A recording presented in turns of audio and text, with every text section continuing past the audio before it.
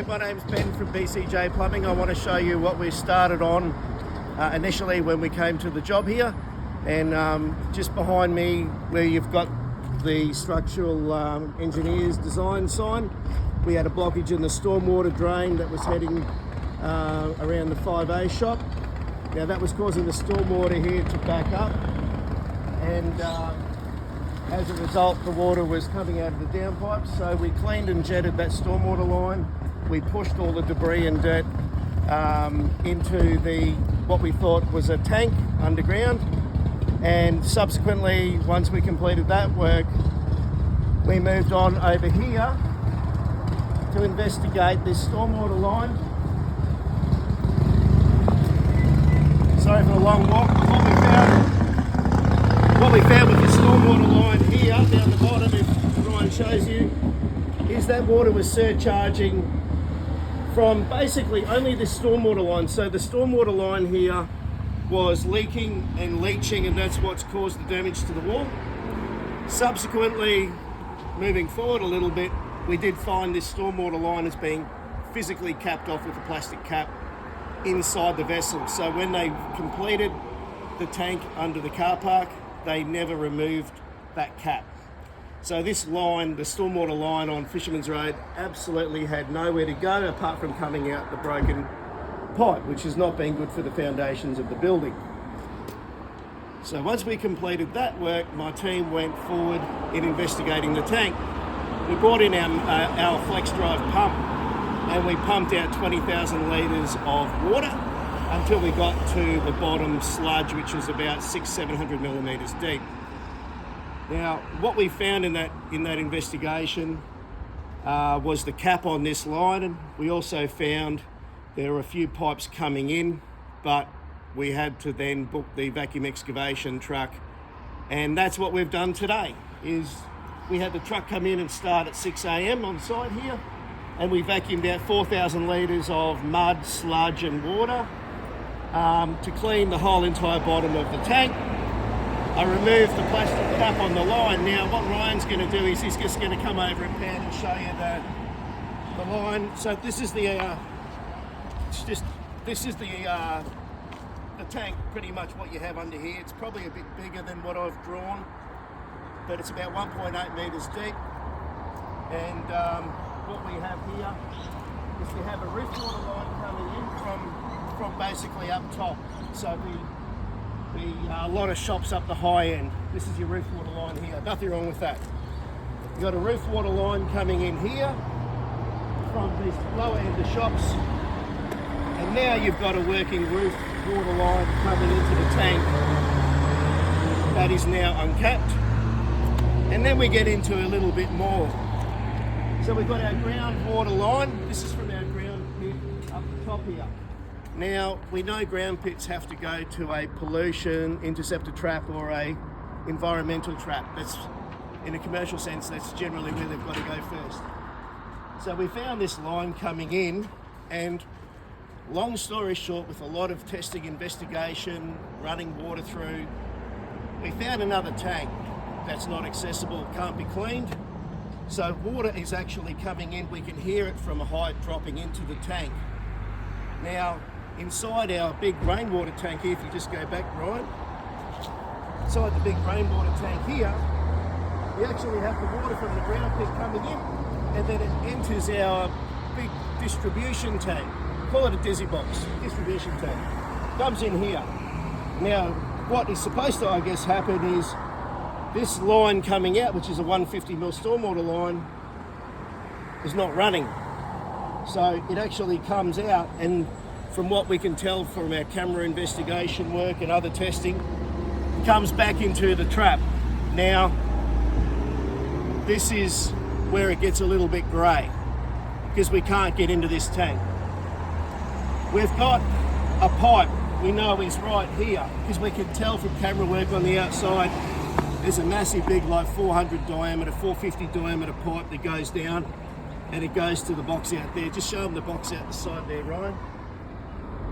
So that line has never been run. From my, in my opinion, that pit there has never had water through it. and what I really think has happened is we've got another concrete vessel here. It's not going to be poly, it's going to be concrete. They've used concrete Civil Mart, a 7,000 litre tank over here. They're going to do the same here. So think of this pit here as your septic, and this pit here as the water taken from the septic that then can go into your gravel pits. So this is where your cleaner water is, your roof water. Your groundwater is filtered in here. So this is a filter. Groundwater comes in, goes through the filter into the ground pit, and then somehow it basically travels back through, and I think it's capped off. It's either capped off, or this whole ground pit is full of silt and shit and crap, which is possible. I mean, we did pull probably 600-700 millimeters. You'll see in the footage and the photos inside the tank, we did pull a lot of sediment sludge and that out of there. Now, the damage as a result of what's going on here, what I can tell you now is that this big tank here, which is around about 3.5-4 meters in diameter, has a 80 millimeter lid. So it's like a domestic rainwater tank that was held up with acro props and some planks. They've actually poured a 1/2 meter thick concrete slab over, reinforced concrete slab over the top of it. So I think it's pretty sturdy. I don't think there's any risk of the rainwater lid itself collapsing. I think that's okay. But the tank has actually got 80 millimeters in fall. It's actually dropping this end. The whole car park along the side here has dropped around about the same distance, about 80 mil. The stormwater pipe we had to reconnect that was broken on the other side. There's 150 millimeters in difference between what was when it was built and what you have now. So what we're trying to eliminate is leakage from the tank around the pipes leading from between the tanks, and I believe this interceptor trap is sitting on the weakest soil, or it wasn't compacted properly and it's dropped. The reason why it's possible we don't have water entering our stormwater drain could be too that the pipe's disconnected outside the tank. We don't know. So the solutions to the problem, if I gave you my solid opinion, I would say we need to reuse the only stormwater line that we have that actually leaves the main tank, and it actually ends up outside the wall. And that's this one here that we repaired. So this is actually sitting quite low in the base of the tank. It's a 150 stormwater line. It really doesn't take much stormwater coming in. So what I want to do is I want to convert this stormwater line here into an outlet line. By doing a connection from the very larger pipe here, which is your 225 stormwater. So you've got 100 mil stormwater, and then it goes into what we call 225. This line here could be suspended along the wall and be taken mainly along the front wall. Just come over through here, Ron. Bring it across the wall here. So we're basically going to run a line that's fairly flat. We can have it close to the base of the wall where the bark is. We bring it along the face here. Take it around the 45 degree.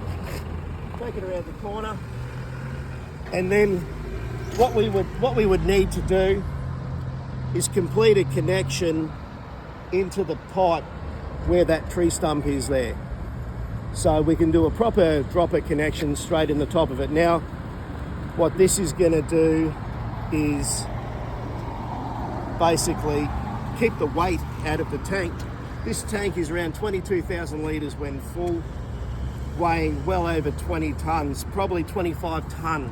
And that on wet ground has basically been dropping.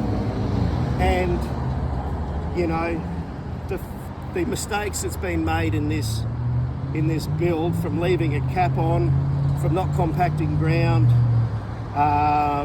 you know, and then it's been left so long for the water to seep out from the stormwater line just over here, Ryan, on the side.